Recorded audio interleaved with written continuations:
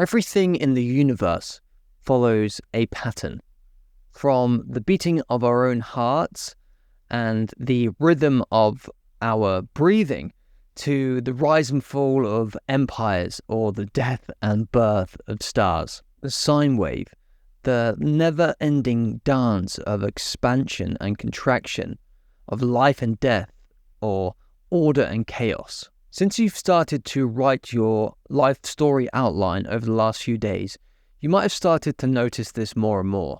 Highs and lows, periods of growth and periods where you hit a plateau or you seem to fall backwards a lot. Here is something that you need to understand. The cycle never stops. Last month, I was in Nazaré in Portugal, where Red Bull holds the big wave surfing competition, where these athletes can surf waves up to 90 feet tall. After you've done watching this video, you can go and search this up and it will give you an immense respect for the power of nature. Imagine one of these surfers isn't very experienced and gets caught in a strong rip current in this unforgiving ocean. And a rip current is like a strong, powerful channel of water that is moving away from the shoreline. The current is relentless, it's too strong, and it overpowers the surfer, pulling them further and further away from the safety of the shore. They fight with all their might, trying to swim against the current, yet they're making no progress. Panic and exhaustion set in, and the stress of this struggle to fight against nature threatens to drown them. This feeling, this struggle against an unrelenting force, often mirrors our experience with the natural ebbs and flows of life. We push against the lows and cling to the highs, and the struggle creates immense stress and internal conflict. But for those who are more experienced and know the ways of the ocean, they know there's a smarter way to navigate the rip current. Instead of exhausting yourself trying to fight the current head on, seasoned swimmers know to swim parallel to the shore across the current until they're free from its pull. Similarly, there's a smarter, less stressful way to navigate the ebbs and flows of life. And it starts by recognizing and accepting the natural order of things. So let's get into it. Understanding the sine wave pattern is crucial for this shift in perspective. The sine wave is a smooth, repetitive curve that represents the cyclical patterns that are found in nature and in our lives. It has peaks, the high points, and troughs, the low points, that are continuously rising and falling. Think of a specific event in your life, maybe a relationship, a career journey, or a project. Now visualize that event mapped onto a sine wave.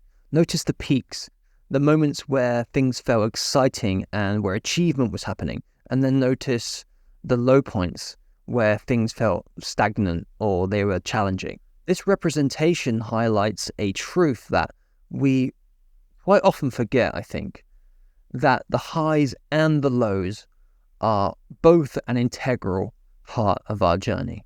Nature itself teaches us this. Day fades into night, allowing time for rest and renewal, and summer gives way to autumn and then winter, a time of shedding the old and making way for future growth to occur. Even our emotions follow this pattern. We have periods of joy and excitement, followed by maybe periods of sadness and boredom and introspection, which then might spark the seed of something new again. Unfortunately, most of us live in a society that's obsessed with productivity and constant upward trajectory. We're brainwashed to chase happiness relentlessly, ignoring the lows that are so essential to life and make the highs so precious. And this can fuel the same kind of desperate struggle that we saw in our inexperienced surfer.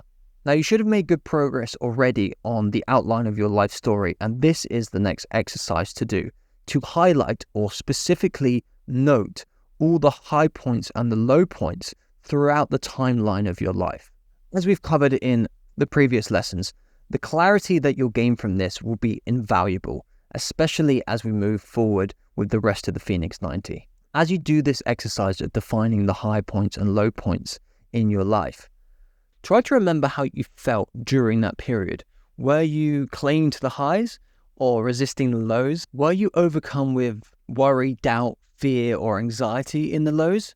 Realize how those peaks and valleys eventually shifted. What do you think you can learn from that? And do you think you can see things more clearly now? We all know the adage, what goes up must come down. And the reverse is also true. What falls, what goes down, will eventually rise again. What has been will be again. What has been done will be done again. There is nothing new under the sun.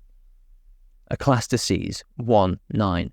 Wisdom lies in embracing this cycle. And remember this timeless phrase.